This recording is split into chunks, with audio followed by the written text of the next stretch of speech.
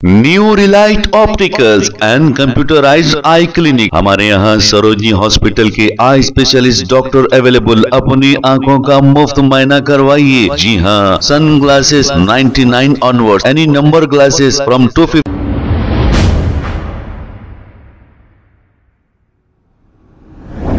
अस्सलाम वालेकुम नाजरीन, 7H न्यूज सच को रखे आपके आगे। शहर हैदराबाद से टोली चौकी जाने वाले सड़कों का ऐसा है बुरा हाल। यहाँ की सड़कों पर बड़े बड़े गड्ढे होने की वजह से आने जाने वाले राहगीरों को बहुत सी तकलीफ का सामना करना पड़ रहा है। अब कहाँ है यहाँ के कारपोरेटर और यहाँ के MLA साहब? इनका काम यह है कि इस रोड को दुरुस्त कराएं और आवाम को इस मुसीबत से राहत दिलाएं। आइए देखते हैं ये रिपोर्ट।